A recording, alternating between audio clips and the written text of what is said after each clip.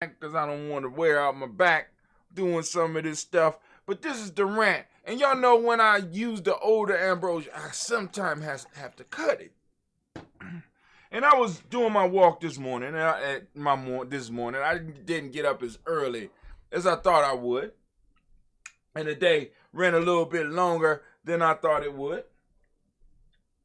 I said, hey, self, what are we going to rant about today? And the idea came about cutting it. Cut. The cut. Brother Hatim, you going to talk about the cut? Yes, Lord. I am going to talk about the cut. And it might not be the cut that a lot of y'all might be thinking about. I'm talking about the cutting. Because every now and then in our lives, we got to take time and we have to cut it. We got to cut some people off.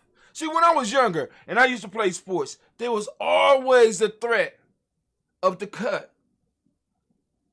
When you went and tried out for a team, there was always the threat of the cut. And the cut was a very serious thing. The cut and the idea of being cut pushed you to try to do your best every time because you never knew until you knew you was off the list. Well, let me say it again. You never knew that you was off the list until you was off the list, that you was going to be removed off the list. The cut was taken seriously. And for some reason, a lot of us, we done fell into a state where the cut no longer exists in our life. We allow anyone or anything to be involved in our life. We have gotten rid of the cut. The cut has been eliminated. The cut has been discarded. The cut has been pushed up out of our lives. So we allow second and third string people to be involved in our lives, to be involved in our organizations, to be involved in our tribes, and to be involved in our families. And second and third string people are very important, don't get me wrong. But they don't belong on first team. Let me say that again. Second and third string people are excellent human beings, are very important to the team, but they don't belong on the first team unless somebody from the first team is injured and they're just happening to be in that space to fill it for them until that first team person comes back. Family, we got to be scared. We got to stop being scared of being able to cut people up out of our life, cut people up out of our tribe, cut people up out of our business, cut people up out of our lives. Especially those of us that's serious about building. See, because the threat of the cut makes people act right. The threat of the cut makes people produce. The threat of the cut helps people grow and helps them become better. I know it causes a little bit of stress, but there's certain type of stresses that we have to talk about, family. There is stress that takes away from you. There's stress that is unhealthy for you, but there's also a stress that makes you better, makes you stronger. What do you think it is when you're lifting weights? What do you think it is when you're doing your walks? What do you think it is when you're doing your runs? What do you think it is when you're doing your workouts? That is a healthy type of stress. And there is also a healthy type of stress that comes with life. And we need to start learning how to use this healthy type of stress. And that cutting, in many ways, was a healthy type of stress. When you got a balanced coach, not a coach that's trying to just have sex with the mothers and just cutting a child to hurt the mama's feelings or some shit like that, but somebody who's actually looking for the best. I want y'all to imagine Just take a second and just imagine who you would have if Michael Jordan was not cut from his 10th grade team. Let me drink with my left hand.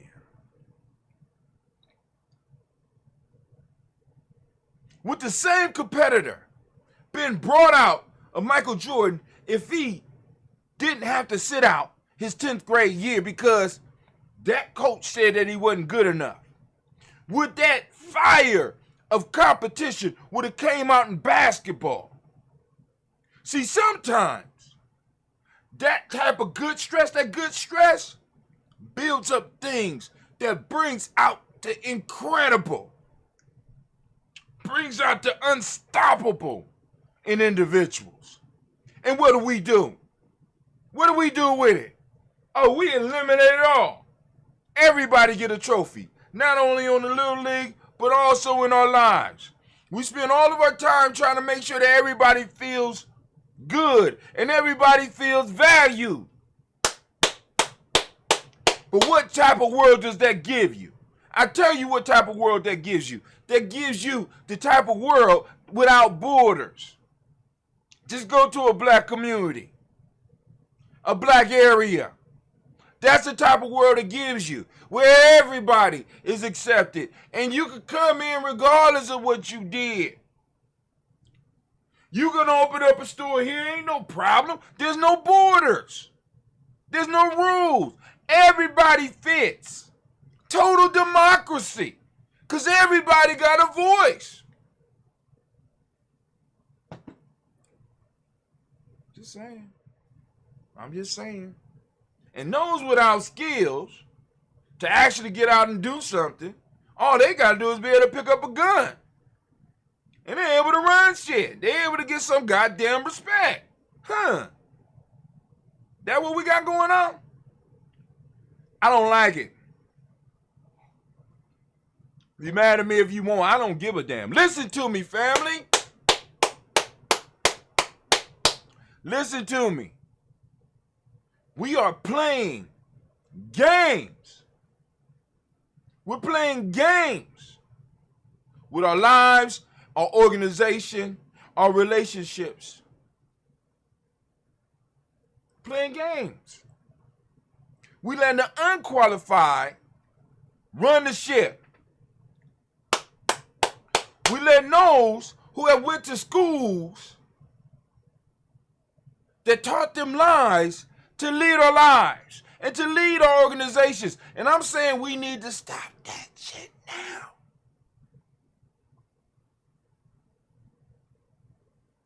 Family, it's okay to practice the cut.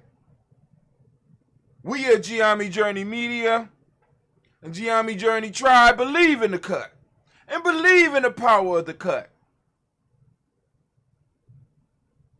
You know, be like, well, Brother Hatem, what if we don't want to hurt them? You don't have to go up to them in their face and be like, you cut. You just stop fucking with them. No, dog, I ain't fucking with you. I can't fuck with you no more. There's some shit going on there, you know what I'm saying? Listen, I just can't fuck with you no more. And if we need to have that conversation, we can have that conversation. But we need to start being honest with each other. See, because this goes back to my truth. Being able to distinguish the real from the unreal. We got a bunch of unreal people driving the community. What we got left in the community. We got a bunch of unreal people, a bunch of illusions that are leading the people. You know why? Because we didn't cut their ass. Because we didn't make them have to qualify to even get into positions. We allow outside institutions to put these individuals into places of power without us saying anything. Well, I can't say nothing. There's nothing we could do. Yeah, there is. We could go and we could hire our own people. Now,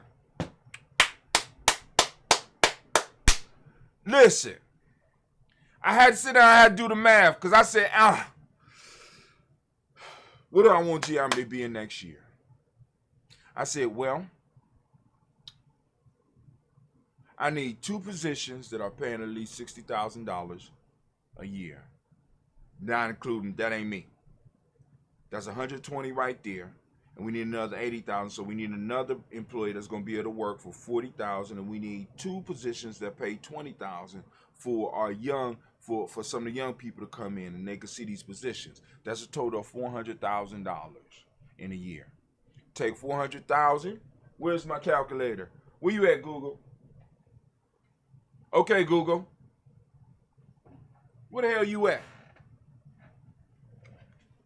I'm taking courses in natural language processing, machine learning, and computer vision. Okay. Oh shit.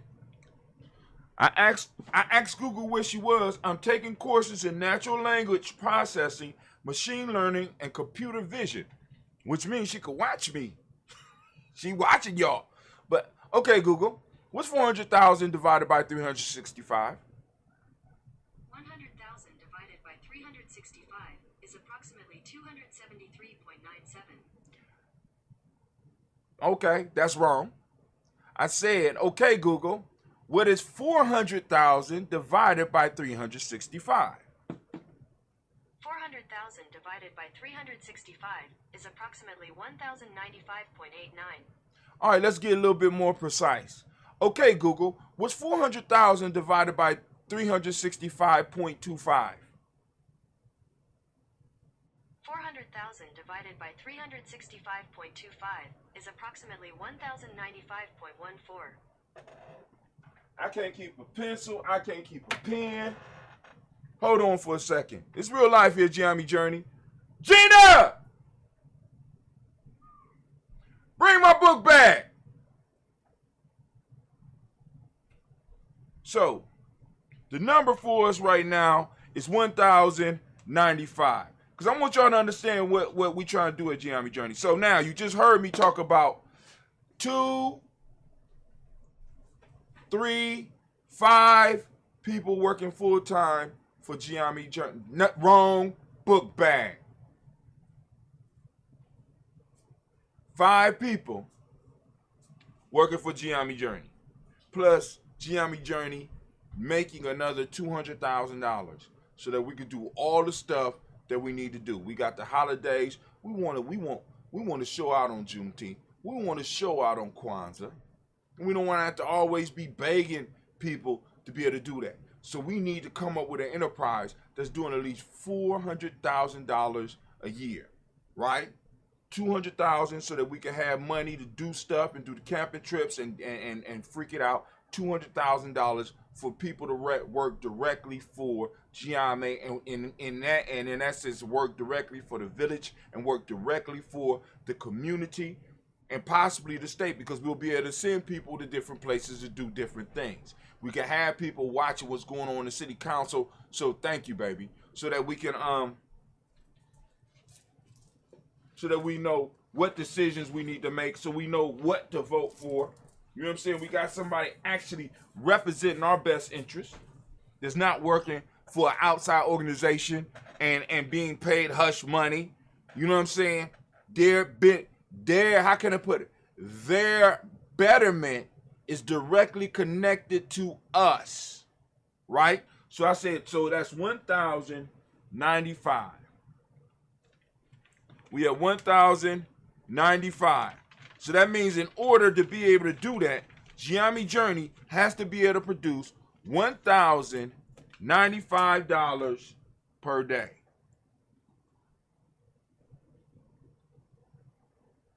Okay, let's go even deeper. Okay, Google. What is 195 divided by 24?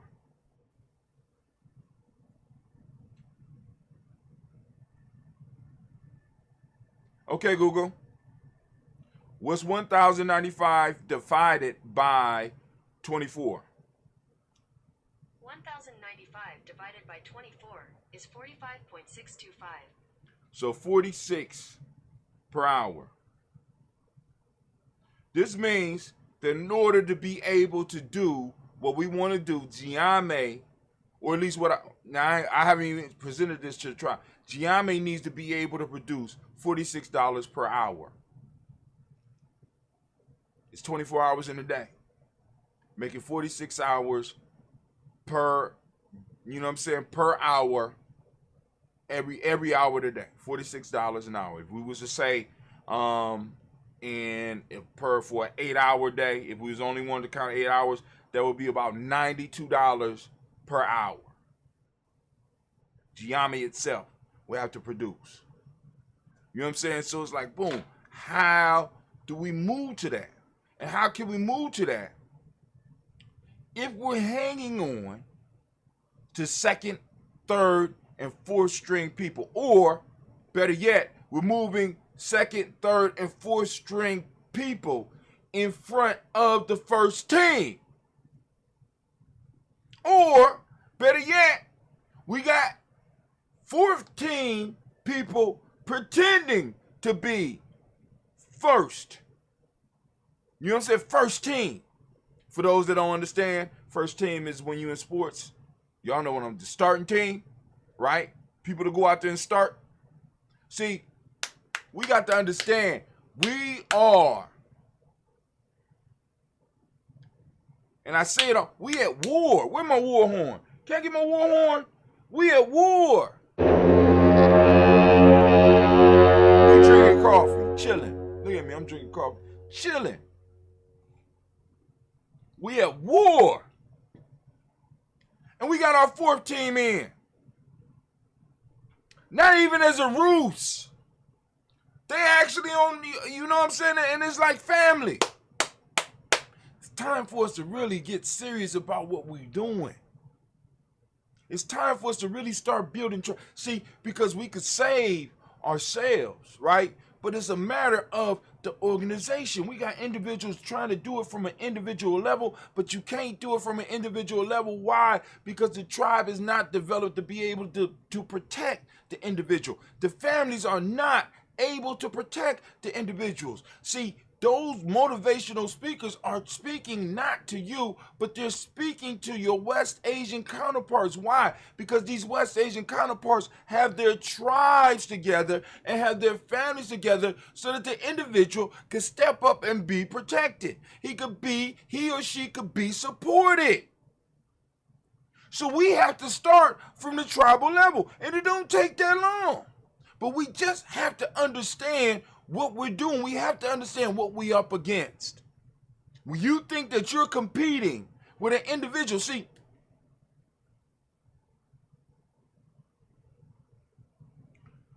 most of us think that we are in a competition that is between individuals. We are in a competition. When we talk business and we talk social structure and we talk education and we talk professions and we talk nations, we are in a competition of generations. And it hurts my heart that we don't recognize that these motherfuckers, it's a reason why you can have 3 and 4 generations of doctors. It's a reason. It's not luck, is not they more intelligent than you. It's that they're exposed to it when they're young and they believe that they are supposed to become that, and they are able to do it, and they're able to be put in the places where they need to be put. It's the tribe looking out for them. It's the family looking out for them. And then they can stand up at the end and make you think that it was all them, when in fact it wasn't. And a family and a tribe had the audacity and the balls and the foresight to know when to start cutting individuals that were not productive in the direction that they was headed. Many of us are drowning because we're hanging on the dead weight. And I know it's cruel. Brother Hatim, we all have, yes, we all have value. We all have value in the place where we supposed to be. Some of us are in places where we don't need to be. You in the goddamn way. Move. Move, bitch. Get out the way. Get out the way, bitch. Get out the way. Some of y'all just standing in the way.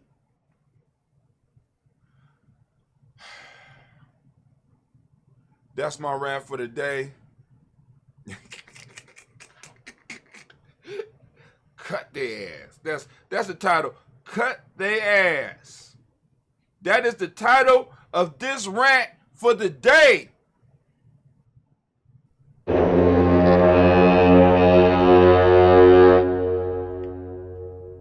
So as we say in Giame family, you know, class is dismissed. So y'all know what I'm about to do right now. I'm gonna go and cut off the record.